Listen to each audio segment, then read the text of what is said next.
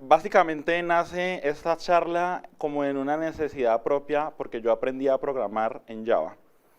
Entonces, siempre he estado interesado en saber los tipos de datos. Entonces, antes voy a empezar presentándome. Mi nombre es Luis Martínez, como ya lo dijo mi compañero. Actualmente me desempeño con un rol de AI Engineer en una empresa que se llama Esgridge, y estuve trabajando para Platzi como Backend Engineer y también estuve trabajando para Deal como Platform Engineer. Por cosas de la vida también fundé una empresa que se llama Aquasoft.com. Esta empresa hace facturación a acueductos rurales en Colombia. ¿Qué pasó con esa empresa? Pues básicamente aprendí a programar Django, Python y todo lo que he hecho lo he aplicado en mi pequeño emprendimiento. Y al final pues me gusta viajar. También he grabado 6 cursos en Platzi, uno de Django, otro de Django REST, otro de Unit Testing, otro de Fast API, otro de Flask y otro de Deployment de aplicaciones Python en la nube. Pero pues vamos a hablar de tipos, no vamos a extendernos mucho más alrededor de la presentación y para eso vamos a tener que hablar de lenguajes tipados, ¿ya? O sea que vamos a hablar de Java. ¿Y por qué? Porque sí, porque ese fue el lenguaje con el que muchos de nosotros en la universidad hemos aprendido a programar y nos tocó definir el tipo. Y básicamente acá lo que yo quiero también mostrar es cuál es la diferencia entre Java y Python, ¿ya? En Python nosotros tenemos los tipos de una manera dinámica y eso fue por una decisión de Guido. Los tipos se determinan en la ejecución del código. Entonces yo defino una variable y no le tengo que definir cuál es el tipo a esa variable, sino que simplemente digo mi variable igual al valor. Si yo le asigno un string, esa variable va a ser del tipo string. Veamos eso en un ejemplo. Por ejemplo acá, estamos definiendo task ID en 1. Lo que va a imprimir esto es que la task ID es del tipo entero, básico. No estamos definiendo ningún tipo. Python automáticamente detecta que es un entero.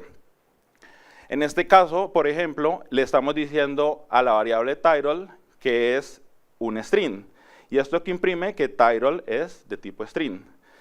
Automáticamente Python detectó que eso es un str. Acá viene algo interesante. ¿Se acuerdan cuando definimos task ID con el valor 1? Ahorita estamos haciendo el mismo valor. A la misma variable le estamos asignando un string y ahora me dice que es de tipo string. Es decir, en ejecución la variable en memoria cambió de tipo. Y esto puede ser bueno y puede ser malo. Puede ser bueno porque nos da flexibilidad, pero piénsenlo bien. ¿Qué tal que el código luego tenga una ejecución que solamente sirva para strings o que solamente sirva para enteros? Que de pronto el ID se sume por allá con algún método, pues va a fallar el código. Entonces, por ejemplo, en este caso, si yo le hago len a task ID, me va a funcionar, pero fíjense que si eso fuera un entero, no funcionaría. Aquí va a dar 8. Entonces, Python automáticamente adopta este comportamiento para facilitarle a los desarrolladores el uso del lenguaje de programación. Porque a diferencia de Java o otros lenguajes que son tipados, el tipado es estático. Entonces, ¿qué pasa? Definen los tipos al momento de crear la variable y si intentas, por ejemplo, tratar de ejecutar un código que esté cambiando el tipo de una variable, vas a obtener un error. Entonces, en Python pueden cambiar, a veces sorprendente, y no podemos saber con claridad cuál es el tipo de la variable. Entonces, aquí estoy haciendo una comparación entre Java, que es estático. Si se fijan lo que les estoy comentando en la línea 4 del lado de Java, me muestra un error, pero en el lado de Python me va a funcionar correctamente. Entonces, ¿cómo fue que llegaron los tipos a Python? Porque si Python tenía los tipos dinámicos, ¿para qué carajos quisimos agregar tipos y complejizar el lenguaje? Entonces, acá hay una pequeña historia. Yo estaba muy interesado y yo me fui a la PyCon US, la última que pasó, y esta foto no está muy buena, pero la persona con la que estoy hablando ahí es Guido, el creador de Python. Y la pregunta que yo le hice a Guido en la PyCon US, que fue una conversación muy chévere, creo que era porque se había tomado unos cuantos vinos y pasé por el lado de él. ¿Han visto que el Instagram de él dice no fans comments? Pues yo pasé y le dije, thank you for create Python. Y quedé como... Después le dije, ¿por qué Python no tiene typing? Le pregunté.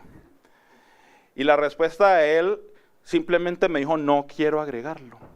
No quiero agregarlo, sabía que iba a agregar una complejidad, sé que lenguajes como Java y todas las partes de tipos van a agregar complejidad y pues no quiero hacer eso.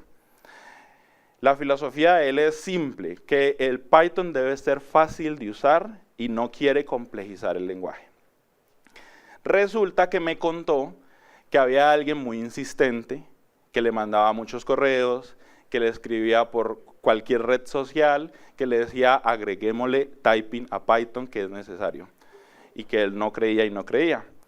Esa persona se llamaba Yuka, y él le escribió tantas veces y me contó que él le dijo, escriba un PEP para ver si podemos agregar typing. Escríbalo. Según él, no iban a escribirlo y simplemente hasta ahí iba a quedar. Pues resulta que lo escribió y nació el PEP 484 en Python 3.5. Entonces Python empieza a aceptar tipos de datos desde la versión 3.5. Antes de esta versión siempre había sido dinámico y los tipos no se podían asignar a una variable si uno quisiera. Incluso ni siquiera decirle al código de Python que no cambie de tipo. Entonces, algo para tener claro acá es que los tipos en Python no forzan a una variable a ser de ese tipo. Solamente sirven para los desarrolladores. Entonces, es un análisis estático. Como lo pueden entender de estático, es que no está en ejecución el código, entonces hacemos un análisis en el que el código de Python automáticamente detecta si los tipos que están recibiendo todos los métodos o todas las funciones son compatibles, y con eso mostrar errores en el editor de código. Entonces vamos a empezar a ver cómo se usan. La novedad es... Vemos que, por ejemplo, en estas 6 líneas de código estoy definiendo varios tipos. El nombre le estoy definiendo que es de un tipo string.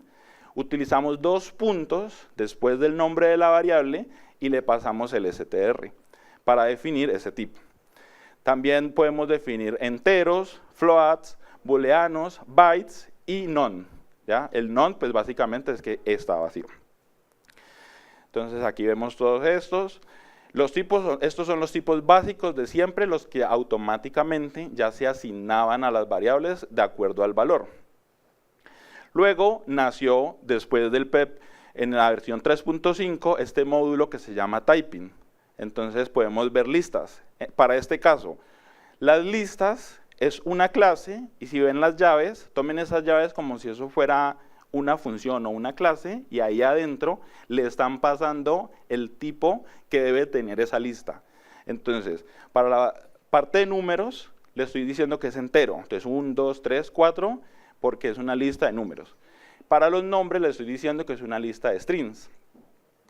Pero pasa que en el desarrollo, nosotros por lo general siempre vamos a tener datos diferentes, datos que se mezclan, números, letras, y entonces empiezan a haber tipos como este que se llama union.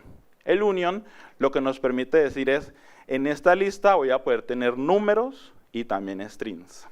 ¿Ya? Luego viene el optional, que como su nombre lo indica, es que es una variable opcional. Es decir, esta variable puede ser none. ¿Ya? Luego podemos mezclarlos. Recuerden que les dije que vean las llaves como si fueran funciones, y que adentro de esas llaves vamos a meter los valores que le van a meter a esa lista. Para este caso del mix, vamos a tener una lista que va a poder tener strings y números. Luego tenemos que podemos tener una lista de listas. Entonces también podemos pasar este mismo tipo de parámetros, se las podemos pasar a los tipos que ya están creados. Y también tenemos otro que es el optional, que ya lo habíamos visto arriba, que también le podemos pasar internamente otro tipo. Aquí como explicación es que el optional t es casi igual que hacer un union. O sea que se puede, el valor de t, que puede ser un entero, coma, none. ¿Ok? que puede estar vacío. Luego de eso también podemos definir diccionarios y tuplas. Entonces también desde el módulo de typing podemos importar dict, tuple, list y union y hacer el mismo proceso que acabamos de hacer en el otro caso para definir estos tipos y estar seguros de que los tipos o los valores que están ingresando ahí son los que queremos. Son estructuras de datos más complejas, pero que al final del día nos permiten a nosotros como desarrolladores tener los datos bien organizados, formateados para poder ver cómo qué datos estamos utilizando en el desarrollo. Luego vienen los métodos y hay un nuevo operador, el operador que yo le llamo flechita. Entonces, guión mayor que para mostrar cuál es el retorno que da esa función. Si ustedes ven la primera función, retorna un string. Por eso en la parte de arriba, después de la definición, antes de los dos puntos, mandamos la flechita con el tipo de dato.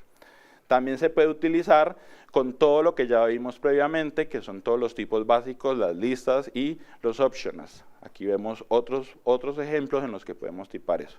O sea, vamos a tener tipos claros y luego vamos a ver en el editor por qué eso es tan importante. Finalmente, una clase más que también es útil es el any, pero no la usen siempre. ¿Por qué? El any lo que nos permite es decir, una variable puede ser de cualquier tipo.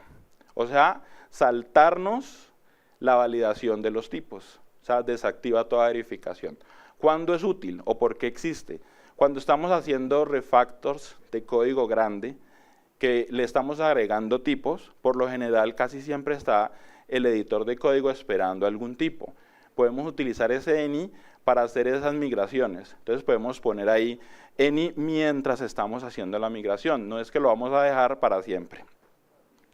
Entonces, finalmente, todo lo que se creó con esta versión de 3.5, lo que hicieron fue agregar toda esta información, pero solo para los desarrolladores.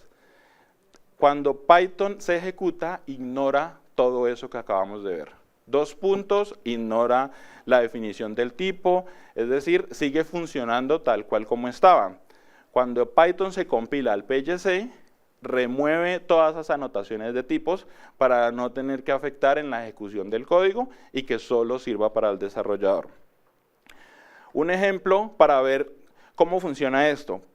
En ese método estoy diciendo que las dos variables deben ser de tipo entero, pero yo acá estoy ejecutándola con 2 strings. Esto funciona en Python, porque recuerden que no es como Java, que cuando yo le defino el tipo, bloquea ese acceso en memoria para ese tipo de dato, sino que solamente agrega esa anotación para que el desarrollador pueda verlo. Solamente, para este caso, solamente las herramientas que nos permiten a nosotros validar los tipos de Python es la que nos va a mostrar los errores, pero Python va a seguir ejecutándose acá. ¿Qué herramientas tenemos para utilizar? Tenemos MyPy, el creador de MyPy fue el que hizo la versión de PEP para agregar tipos en Python. Tenemos PyWrite o Pylance, esta viene automáticamente incluida en la versión de Visual Studio Code para usarla automáticamente. PyCharm también tiene su propio validador de tipos y actualmente hace como 2 meses Meta lanzó su nuevo PyRefly, que también es un validador de tipos de Python. Entonces vamos a ver un demo. Lo que vamos a ver en el demo es el autocompletado inteligente y detección de errores. Entonces, veamos el demo.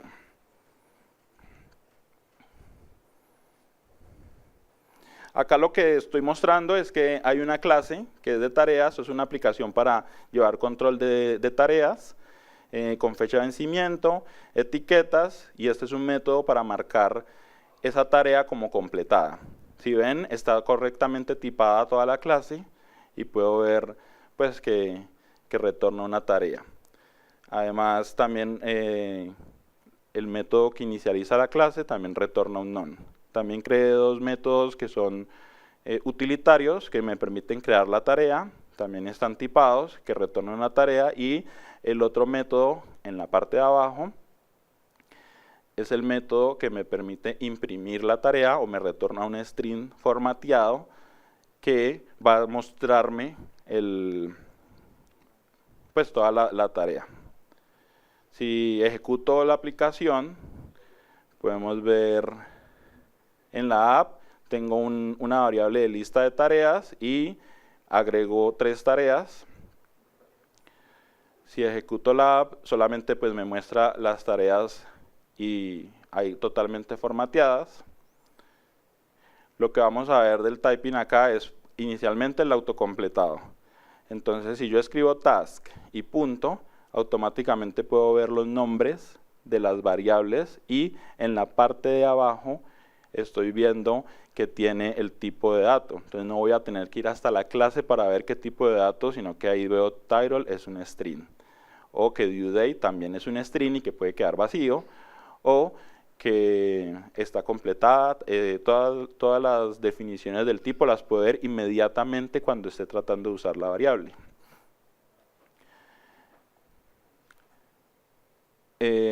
También el autocompletado me muestra solo métodos que puedo utilizar con ese tipo de dato. Por ejemplo, para el title solo puedo usar strings, solo cosas de string. Entonces solo veo métodos que funcionan con el string. Pero si yo, por ejemplo, creara una variable nueva, vamos a ponerle a esa variable que sea tipo entero, y hago el autocompletado, automáticamente voy a ver métodos que solo funcionan con el tipo de dato entero. Esto me permite a mí no equivocarme como en el desarrollo para escribir código que sí sea correcto y que pueda correr. Luego vamos a ver otro ejemplo. Voy a importar date para pasarle un tipo de dato equivocado, pero entonces antes de eso voy a ir a la configuración de Visual Studio Code, busco Type Mode y resulta que el Type Checking viene deshabilitado en Visual Studio Code, que es el PyWrite que les había mostrado, automáticamente viene off. Entonces les recomiendo ahí que lo empiecen habilitando por etapas. Ahí lo acabo de activar en Basic y voy a intentar crear una tarea, y como la fecha la está recibiendo en un string, voy a importar date de datetime, voy a traer la fecha de hoy, y con la fecha de hoy voy a intentar pasársela. Miren que la inteligencia artificial automáticamente también me autocompleta código que realmente es útil, pero yo voy a forzar el error aquí para mostrarles. Entonces enseñar typing en Python Colombia y lo voy a pasar today, solito today, sin convertirlo. Automáticamente me muestra un error, y si yo hago hover sobre la variable, me muestra el argumento de tipo de fecha, no se puede asignar a due date porque es de tipo string o incluso vacío, none, en la función createTask. Si yo la quito funciona, pero realmente lo que me está ayudando ahí es a decirme, hey, estoy pasando un valor erróneo, vamos a convertirlo para que este método pueda crear la tarea. Entonces lo que voy a hacer ahora es, aprovechando que datetime se puede convertir a string, utilizar ese str para convertirlo a string, y ya ahí automáticamente voy a poder tener mi código que estoy seguro que se va a ejecutar con los tipos correctos. Además, si le hago hover, puedo ver la definición de la clase con sus tipos. Entonces puedo ver que title es un str y que due date también es un str. Entonces, este es el demo.